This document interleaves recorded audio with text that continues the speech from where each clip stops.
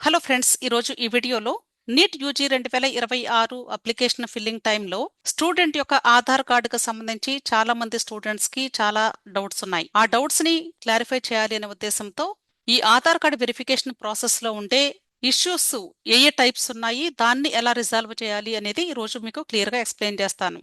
మొదటగా, ఒకవేళ student ID proof క్రింద ఆధార్ కార్డు కాకుండా Indian passport, voter card, PAN card, driving licence ఇలాంటివి ఏదైనా యూజ్ చేసి అప్లికేషన్ ఫిల్లింగ్ చేస్తే అలాంటి సందర్భంలో స్టూడెంట్ తప్పనిసరిగా ఫోటో వెరిఫికేషన్ సర్టిఫికెట్ అనేది మీరు అప్లోడ్ చేయవలసి ఉంటుంది. ఇక్కడ మీకు అప్లికేషన్ అంతా సబ్మిట్ చేసిన తర్వాత అప్లోడ్ ఫోటో వెరిఫికేషన్ సర్టిఫికెట్ అని ఉంటుంది. దీని మీద క్లిక్ చేస్తే ఆ సర్టిఫికెట్ డౌన్లోడ్ అవుతుంది. ఒక 2 పేజెస్ లో మీకు పీడిఎఫ్ రూపంలో అవైలబుల్ గా ఉంటుంది.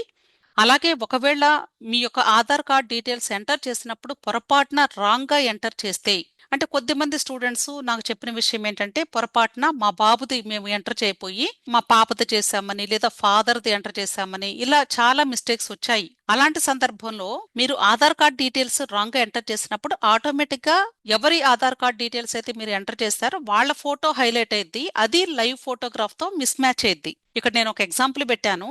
ఒరిజినల్ గా ఈ అప్లికేషన్ ఒక అబ్బాయిది అనుకుందాము, స్టూడెంట్ ఒక మేల్ స్టూడెంట్ అనుకుందాము. కానీ పొరపాటున వాళ్ళు రాంగ్ ఎంట్రీ ఇవ్వటం వలన గర్ల్ ఫోటో ఇక్కడ వచ్చింది. సో ఈ 2 ఫోటోస్ కూడా మిస్ మ్యాచ్ అయినాయి. అలాంటి సందర్భంలో కూడా మీరు చేయవలసింది ఏంటంటే, ఫోటో వెరిఫికేషన్ సర్టిఫికెట్ అనేది మీరు అప్లోడ్ చేయాల్సి ఉంటుంది. ఇలా మీకు ఏ ఇష్యూ వచ్చినా సరే మీరందరూ కూడా చేయవలసింది, ఫస్ట్ అప్లికేషన్ ఫిల్లింగ్ అంతా కూడా కంప్లీట్ చెయ్యాలి. అంటే అప్లికేషన్ సబ్మిషన్ అయిపోతుంది, తర్వాత ఫీజు పేమెంట్ చేసేస్తారు. అంతా అయిపోయిన తర్వాత ఇక్కడ అప్లోడ్ ఫోటో వెరిఫికేషన్ సర్టిఫికెట్ అని ఉంటుంది. దీని మీద క్లిక్ చేస్తే ఒక 2 పేజెస్ పీడిఎఫ్ డౌన్లోడ్ అవుతుంది. దాన్ని మీరు ఫిల్ చేసి ఇదే ప్లేస్ లో అప్లోడ్ మీద క్లిక్ చేసి మీరు అప్లోడ్ చేయాల్సి ఉంటుంది. అయితే ఈ ఫోటో వెరిఫికేషన్ సర్టిఫికెట్ మీరు డౌన్లోడ్ చేసినప్పుడు ఎలా ఉంటుంది అనేది శాంపుల్ గా చూపిస్తూ ఉన్నాను. ఇలా మనకి 2 పేజెస్ లో ఉంటుంది. ఈ 2 పేజెస్ లో ఉన్న డేటా అంతా కూడా మీరు ఫిల్ చేయాలి. అంటే ఇక్కడ బ్లాంక్స్ ఉన్నాయి కదా, ఫస్ట్ మీరు చేయాల్సింది ఏంటంటే, ఇది లైవ్ ఫోటోగ్రాఫ్ స్టూడెంట్ది. ఎవరి అప్లికేషన్ అయితే మీరు ఫిల్ చేస్తున్నారో ఆ స్టూడెంట్ ఫోటో ఇక్కడ లైవ్ ఫోటో వస్తుంది. దీనికి మ్యాచ్ అయ్యేలాగా ఇప్పుడు మీ దగ్గర పాస్పోర్ట్ సైజ్ ఫోటోగ్రాఫ్ ఉంటే దాన్ని ఇక్కడ పేస్ట్ చేయండి. ఈ బాక్స్ లో అంటించాలి. అంటించి గెస్టెడ్ ఆఫీసర్ తో అటెస్టేషన్ చేపించాల్సి ఉంటుంది. గెస్టెడ్ ఆఫీసర్ అంటే కాలేజీ ప్రిన్సిపల్స్ అవ్వచ్చు, లేదా స్కూల్స్ లో అయితే హెడ్ మాస్టర్స్ అవ్వచ్చు, లేదా క్లాస్ 1 గెస్టెడ్ ఆఫీసర్స్. కొద్దిమంది డాక్టర్స్ ఉండొచ్చు, లేదా గవర్నమెంట్ ఎంప్లాయీస్ ఉంటారు. గెస్టెడ్ ఆఫీసర్ ఎలిజిబిలిటీ ఎవరికైతే ఉంటుందో వాళ్ళు సంతకం చేయాల్సి ఉంటుంది ఈ ఫోటో మీద. అలాగే స్టూడెంట్ కి సంబంధించినటువంటి డీటెయిల్స్ అన్ని కూడా ఫిల్ చేయాలి. ఇక్కడ స్టూడెంట్ పేరు, అలాగే ఇక్కడ father name, next RO of అంటే రెసిడెంట్ ఆఫ్ అంటే స్టూడెంట్ యొక్క ఇంటి అడ్రస్. అంటే ఈ అడ్రస్ మొత్తం రాయాల్సిన అవసరం లేదు, జస్ట్ బ్రీఫ్ గా ఊరు స్టేట్ అది రాస్తే చాలు. నెక్స్ట్ నీట్ అప్లికేషన్ ఫిల్ చేసినప్పుడు అప్లికేషన్ నెంబర్ ఉంటుంది కదా, అది ఇదే అప్లికేషన్ నెంబర్ ఇక్కడ మీకు ఆల్రెడీ ప్రింట్ అయ్యి వస్తుంది కాబట్టి సేమ్ రాయండి. అలాగే స్టూడెంట్ పేరు కూడా ఇక్కడ ప్రింట్ అయింది ఏదైతే ఉంటుందో అదే రాయండి. ఇక్కడ స్టడీయింగ్ ఇన్ క్లాస్ 12th అని రాయండి. ఎట్ అంటే ఏ కాలేజ్ లో చదివారు అనేది. ఇక్కడ స్కూల్ అన్నారు కానీ కాలేజ్ అన్నా స్కూల్ అన్నా ఒకటేనండి ఇంటర్మీడియట్ కి. అలాగే ఇక్కడ ఎవరైతే గెస్టెడ్ ఆఫీసర్ సంతకం చేశారో ఆ గెస్టెడ్ ఆఫీసర్ కి సంబంధించినటువంటి వాళ్ళ యొక్క డీటెయిల్స్, వాళ్ళ యొక్క కాంటాక్ట్ నెంబరు, వాళ్ళ స్కూల్ అడ్రస్, అలాగే వాళ్ళ యొక్క సిగ్నేచరు ఇక్కడ చేయాల్సి ఉంటుంది. అలాగే ఏ రోజు ఏ ఊర్లో చేశారు అనేది ఇక్కడ ఫిల్ చేయండి.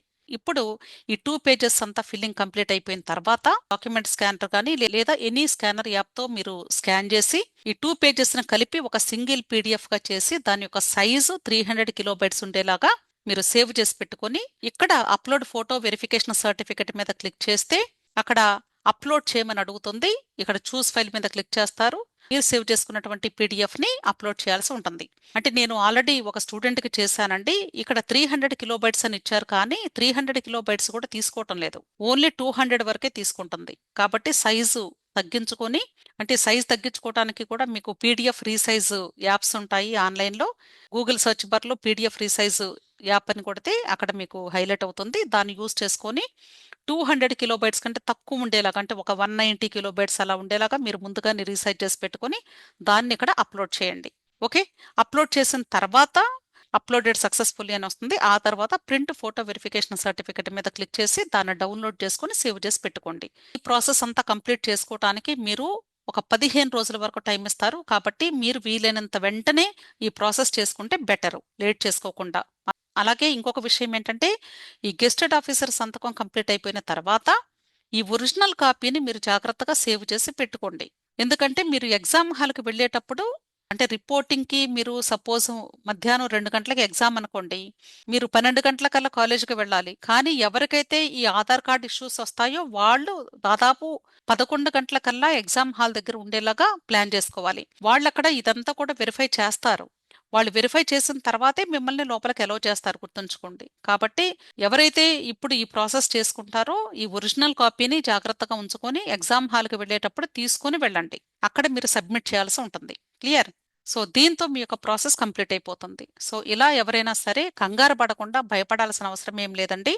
ఈ ప్రాసెస్ ఇమ్మీడియట్ గా చేసుకోండి.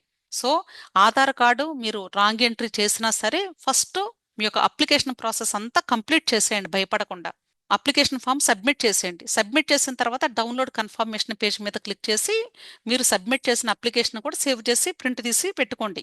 అర్థమైంది కదా? స్క్రీన్ షాట్లు తీసుకోవద్దు దయచేసి, పీడిఎఫ్ రూపంలో సేవ్ చేసుకోండి. అలాగే మీరు ప్రింట్అవుట్ కూడా తీసుకొని ఫైల్ చేసుకోండి. ఈ ప్రాసెస్ అంతా అయిపోయిన తర్వాత పేమెంట్ కూడా చేస్తారు. అంతా అయిపోయాక ఈ యొక్క ఫోటో వెరిఫికేషన్ సర్టిఫికేట్ ని అప్లోడ్ చేయండి. ఇది 15 డేస్ టైం ఇచ్చిన లాస్ట్ డే వరకు వద్దు, విదిన్ 1 or 2 డేస్ లో మీరు అప్లోడ్ చేసేసేయండి.